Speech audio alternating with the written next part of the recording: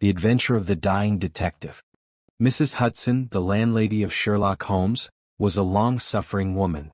Not only was her first-floor flat invaded at all hours by throngs of singular and often undesirable characters, but her remarkable lodger showed an eccentricity and irregularity in his life which must have sorely tried her patience.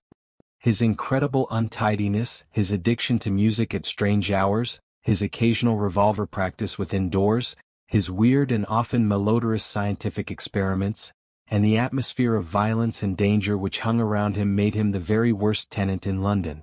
On the other hand, his payments were princely. I have no doubt that the house might have been purchased at the price which Holmes paid for his rooms during the years that I was with him. The landlady stood in the deepest awe of him and never dared to interfere with him, however outrageous his proceedings might seem. She was fond of him, too, for he had a remarkable gentleness and courtesy in his dealings with women. He disliked and distrusted the sex, but he was always a chivalrous opponent. Knowing how genuine was her regard for him, I listened earnestly to her story when she came to my rooms in the second year of my married life and told me of the sad condition to which my poor friend was reduced. "He's dying, Dr. Watson," said she. "For 3 days he has been sinking, and I doubt if he will last the day. He would not let me get a doctor. This morning when I saw his bones sticking out of his face and his great bright eyes looking at me, I could stand no more of it. With your leave or without it, Mr. Holmes, I am going for a doctor this very hour," said I. "Let it be Watson then," said he. "I wouldn't waste an hour in coming to him, sir, or you may not see him alive." I was horrified, for I had heard nothing of his illness. I need not say that I rushed for my coat and my hat. As we drove back I asked for the details. "There is little I can tell you, sir. He has been working at a case down at Rotherhithe in an alley near the river, and he has brought this illness back with him. He took to his bed on Wednesday afternoon and has never moved since. For these 3 days neither food nor drink has passed his lips. Good God! Why did you not call in a doctor?" "He wouldn't have it, sir. You know how masterful he is. I didn't dare to disobey him. But he's not long for this world, as you'll see for yourself the moment that you set eyes on him." He was indeed a deplorable spectacle. In the dim light of a foggy November day the sick room was a gloomy spot, but it was that gaunt, wasted face staring at me from the bed which sent a chill to my heart. His eyes had the brightness of fever, there was a hectic flush upon either cheek, and dark crusts clung to his lips. The thin hands upon the coverlet twitched incessantly, his voice was croaking and spasmodic. He lay listlessly as I entered the room, but the sight of me brought a gleam of recognition to his eyes. "Well, Watson, we seem to have fallen upon evil days," said he in a feeble voice, but with something of his old carelessness of manner. "My dear fellow," I cried, approaching him. "Stand back. Stand right back," said he with the sharp imperiousness which I had associated only with moments of crisis. "If you approach me, Watson, I shall order you out of the house." "But why?" "Because it is my desire." "Is that not enough?"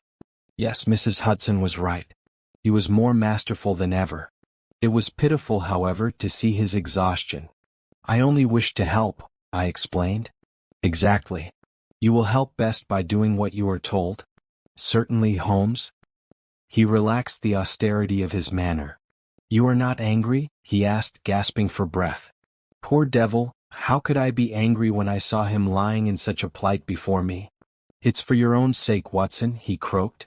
"For my sake. I know what is the matter with me. It is a coolie disease from Sumatra, a thing that the Dutch know more about than we, though they have made little of it up to date. One thing only is certain. It is infallibly deadly, and it is horribly contagious." He spoke now with a feverish energy, the long hands twitching and jerking as he motioned me away. "Contagious by touch, Watson, that's it, by touch. Keep your distance and all is well." Good heavens, Holmes! Do you suppose that such a consideration weighs with me of an instant? It would not affect me in the case of a stranger. Do you imagine it would prevent me from doing my duty to so old a friend? Again I advanced, but he repulsed me with a look of furious anger. "If you will stand there I will talk. If you do not you must leave the room." I have so deep a respect for the extraordinary qualities of Holmes that I have always deferred to his wishes, even when I least understood them. But now all my professional instincts were aroused. Let him be my master elsewhere, I at least was his in a sick room. Holmes, said I, you are not yourself. A sick man is but a child, and so I will treat you. Whether you like it or not, I will examine your symptoms and treat you for them. He looked at me with venomous eyes.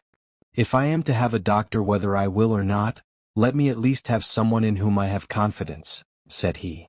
Then you have none in me? In your friendship, certainly.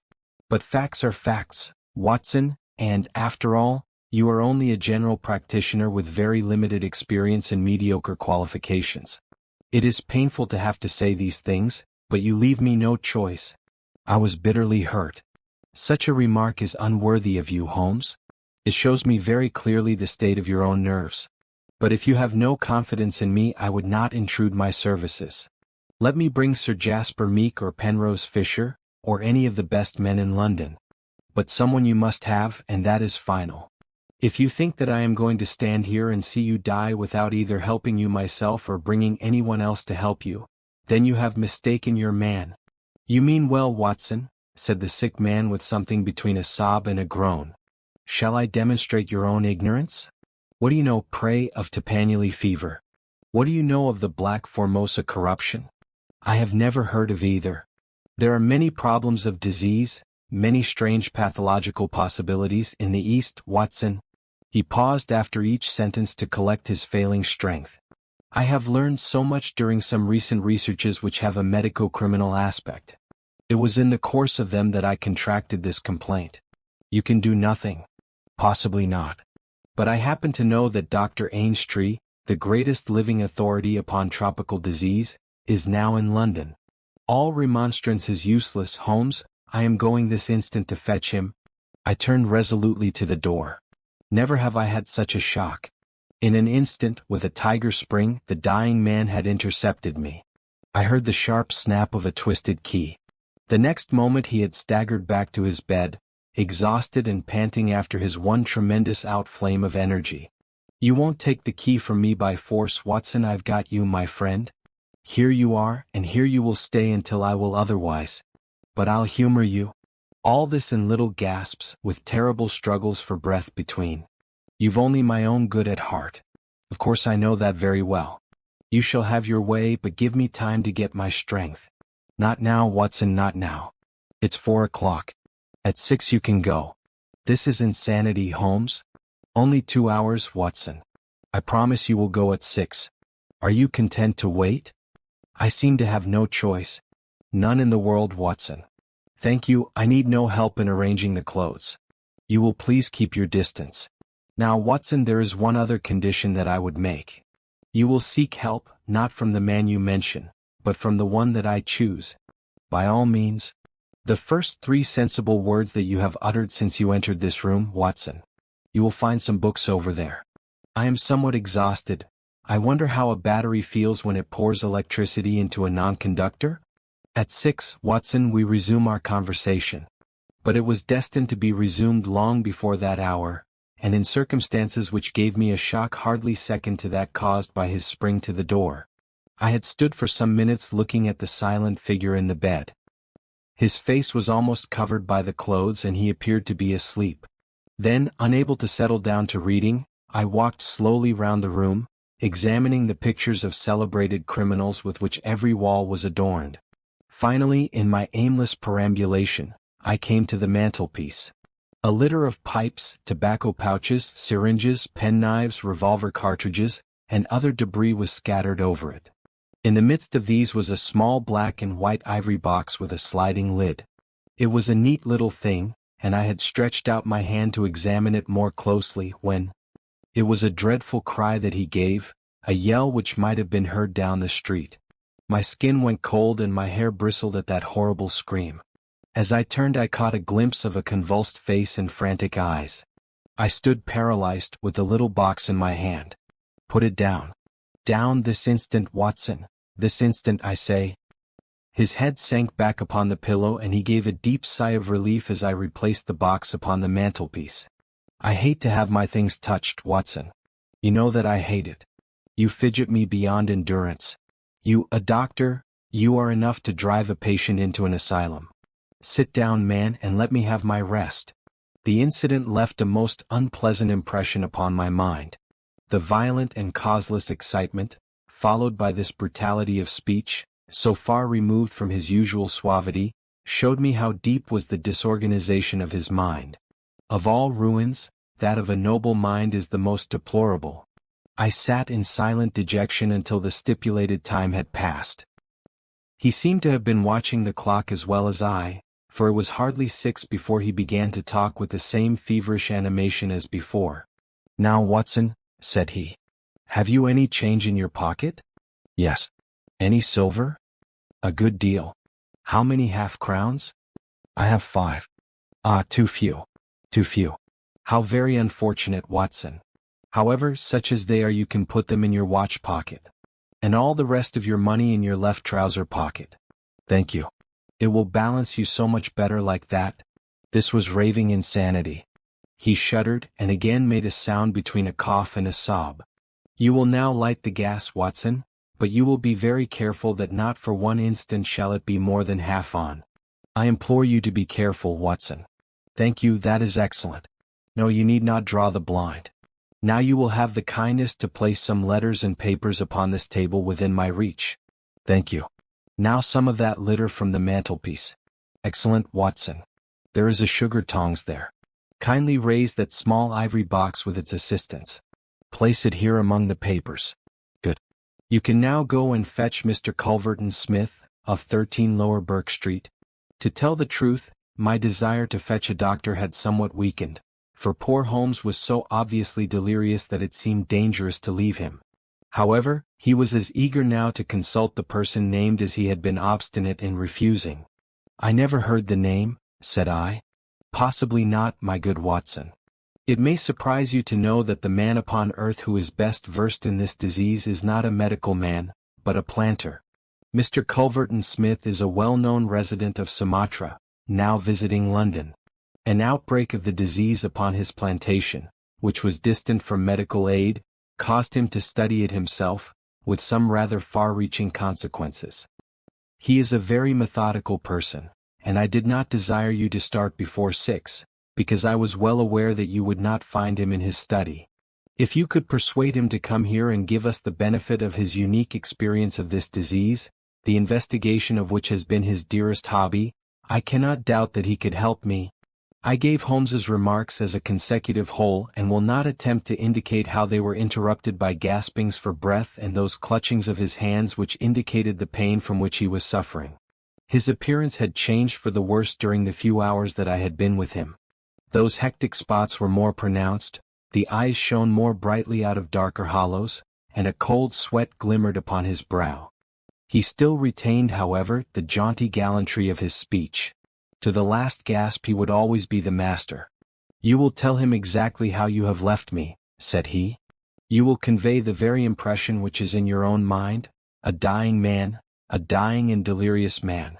Indeed, I cannot think why the whole bed of the ocean is not one solid mass of oysters, so prolific the creatures seem. I am wandering. Strange how the brain controls the brain. What was I saying, Watson? My directions for Mr. Culverton Smith. Ah, yes, I remember. My life depends upon it. Plead with him, Watson. There is no good feeling between us. His nephew, Watson, I had suspicions of foul play and I allowed him to see it. The boy died horribly. He has a grudge against me. You will soften him, Watson.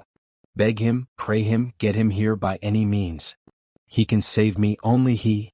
I will bring him in a cab if I have to carry him down to it. You will do nothing of the sort. You will persuade him to come. And then you will return in front of him. Make any excuse so as not to come with him. Don't forget, Watson. You won't fail me. You never did fail me. No doubt there are natural enemies which limit the increase of the creatures. You and I, Watson, we have done our part. Shall the world then be overrun by oysters? Now, no, horrible. You'll convey all that is in your mind. I left him full of the image of this magnificent intellect babbling like a foolish child. He had handed me the key, and with a happy thought I took it with me lest he should lock himself in. Mrs. Hudson was waiting, trembling and weeping, in the passage. Behind me as I passed from the flat I heard Holmes's high, thin voice in some delirious chant. Below, as I stood whistling for a cab, A man came on me through the fog. "How is Mr. Holmes, sir?" he asked. It was an old acquaintance, Inspector Morton of Scotland Yard, dressed in unofficial tweeds. "He is very ill," I answered. He looked at me in a most singular fashion. Had it not been too fiendish, I could have imagined that the gleam of the fanlight showed exultation in his face. "I heard some rumor of it," said he.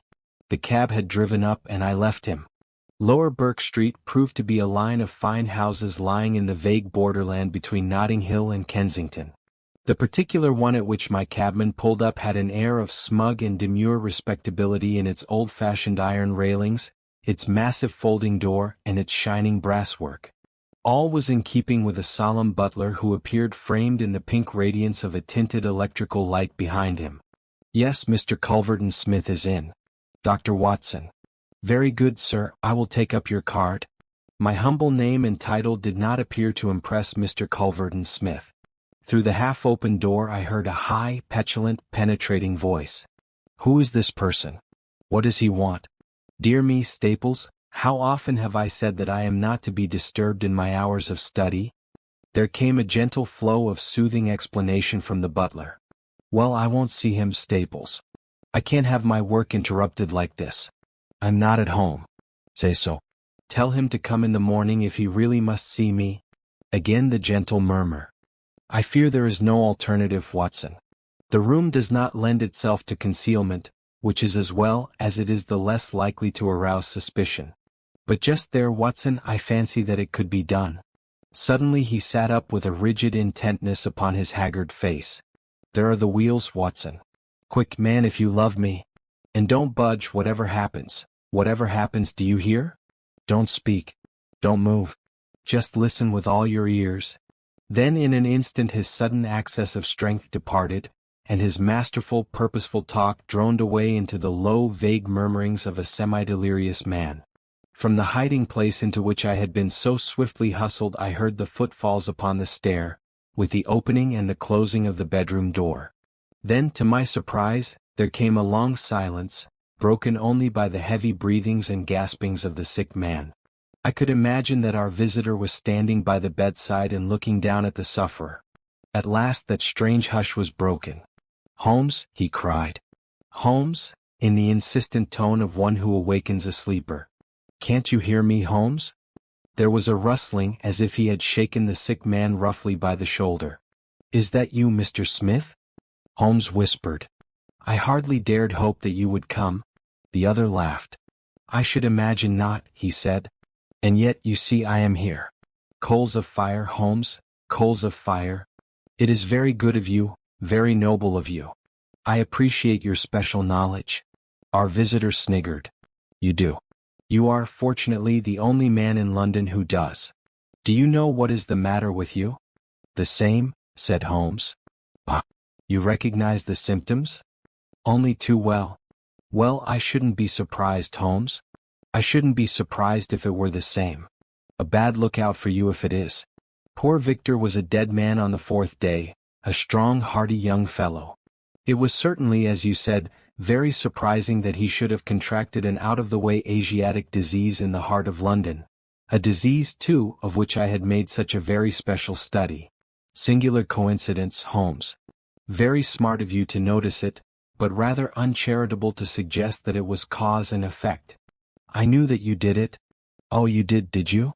Well, you couldn't prove it anyhow.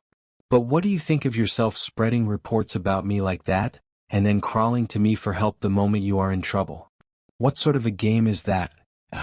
I heard the rasping, labored breathing of the sick man. "Give me the water," he gasped. "You're precious near your end, my friend, but I don't want you to go till I have had a word with you. That's why I give you water. There, don't slop it about. That's right. Can you understand what I say?" Holmes groaned. "Do what you can for me. Let bygones be bygones," he whispered. "I'll put the words out of my head, I swear I will. Only cure me and I'll forget it." "Forget what?" "Well, about Victor Savage's death. You as good as admitted just now that you had done it." "I'll forget it." "You can forget it or remember it just as you like. I don't see you in the witness box. Quite another shaped box, my good Holmes, I assure you. It matters nothing to me that you should know how my nephew died. It's not him we are talking about. It's you? Yes, yes. The fellow who came for me, I've forgotten his name, said that you contracted it down in the East End among the sailors. I could only account for it so. You are proud of your brains, Holmes, are you not? Think yourself smart, don't you? You came across someone who was smarter this time. Now cast your mind back, Holmes. Can you think of no other way you could have got this thing? I can't think. My mind is gone. For heaven's sake, help me. Yes, I will help you. I'll help you to understand just where you are and how you got there. I'd like you to know before you die. Give me something to ease my pain. Painful, is it? Yes, the coolies used to do some squealing towards the end. Takes you as cramp, I fancy. Yes, yes, it is cramp. Well, you can hear what I say anyhow. Listen now. Can you remember any unusual incident in your life just about the time your symptoms began? No, nothing. Think again. I'm too ill to think. Well then I'll help you. Did anything come by post? By post? A box by chance? I'm fainting. I'm gone. Listen, Holmes. There was a sound as if he was shaking the dying man, and it was all that I could do to hold myself quiet in my hiding place. You must hear me. You shall hear me. Do you remember a box? An ivory box? It came on Wednesday. You opened it, do you remember? Yes, I opened it. There was a sharp spring inside it. Some joke. It was no joke, as you will find to your cost. You fool, you would have it and you have got it. Who asked you to cross my path? If you had left me alone I would not have hurt you. I remember, Holmes gasped. The spring. It drew blood. This box, this on the table. The very one, by George. And it may as well leave the room in my pocket. There goes your last shred of evidence. But you have the truth now, Holmes, and you can die with the knowledge that I killed you. You knew too much of the fate of Victor Savage, so I have sent you to share it. You are very near your end, Holmes. I will sit here and I will watch you die. Holmes's voice had sunk to an almost inaudible whisper. What is that? Said Smith. Turn up the gas? Ah, the shadows begin to fall, do they? Yes, I will turn it up that I may see you the better. He crossed the room and the light suddenly brightened. Is there any other little service that I can do you, my friend? A match and a cigarette. I nearly called out in my joy and my amazement. He was speaking in his natural voice, a little weak perhaps, but the very voice I knew. There was a long pause, and I felt that Culverton Smith was standing in silent amazement looking down at his companion. What's the meaning of this? I heard him say at last in a dry, rasping tone. The best way of successfully acting a part is to be it, said Holmes. I give you my word that for 3 days I have tasted neither food nor drink until you were good enough to pour me out that glass of water. But it is the tobacco which I find most irksome. Ah, here are some cigarettes. I heard the striking of a match. That is very much better. Hello. Do I hear the step of a friend? There were footfalls outside, the door opened, and Inspector Morton appeared. All is in order and this is your man, said Holmes. The officer gave the usual cautions. I arrest you on the charge of the murder of one Victor Savage, he concluded. And you might add of the attempted murder of one Sherlock Holmes, remarked my friend with a chuckle. To save an invalid trouble, Inspector, Mr. Culverton Smith was good enough to give our signal by turning up the gas. By the way, the prisoner has a small box in the right-hand pocket of his coat which it would be as well to remove. Thank you. I would handle it gingerly if I were you. Put it down here. It may play its part in the trial. There was a sudden rush and a scuffle, followed by the clash of iron and a cry of pain.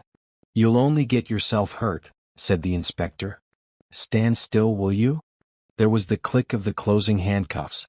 A nice trap, cried the high, snarling voice. It will bring you into the dock, Holmes, not me. He asked me to come here to cure him. I was sorry for him and I came. Now he will pretend, no doubt, that I have said anything which he may invent which will corroborate his insane suspicions. You can lie as you like, Holmes. My word is always as good as yours. Good heavens, cried Holmes. I had totally forgotten him. My dear Watson, I owe you 1,000 apologies. To think that I should have overlooked you. I need not introduce you to Mr. Culverton Smith, since I understand that you met somewhat earlier in the evening. Have you the cab below? I will follow you when I am dressed, for I may be of some use at the station. I never needed it more, said Holmes as he refreshed himself with a glass of claret and some biscuits in the intervals of his toilet. However, as you know, my habits are irregular, and such a feat means less to me than to most men. It was very essential that I should impress Mrs. Hudson with the reality of my condition, since she was to convey it to you, and you in turn to him. You won't be offended, Watson? You will realize that among your many talents dissimulation finds no place, and that if you had shared my secret you would never have been able to impress Smith with the urgent necessity of his presence, which was the vital point of the whole scheme. Knowing his vindictive nature, I was perfectly certain that he would come to look upon his handiwork. But your appearance, Holmes, your ghastly face? 3 days of absolute fast does not improve one's beauty, Watson. For the rest, there is nothing which a sponge may not cure. With Vaseline upon one's forehead, belladonna in one's eyes, rouge over the cheekbones and crusts of beeswax round one's lips, a very satisfying effect can be produced. Malingering is a subject upon which I have sometimes thought of writing a monograph. A little occasional talk about half-crowns, oysters, or any other extraneous subject produces a pleasing effect of delirium. But why would you not let me near you, since there was in truth no infection? Can you ask, my dear Watson? Do you imagine that I have no respect for your medical talents? Could I fancy that your astute judgment would pass a dying man who, however weak, had no rise of pulse or temperature? At 4 yards I could deceive you. If I failed to do so, who would bring my Smith within my grasp? No, Watson, I would not touch that box. You can just see if you look at it sideways where the sharp spring like a viper's tooth emerges as you open it. I dare say it was by some such device that poor Savage, who stood between this monster and a reversion, was done to death.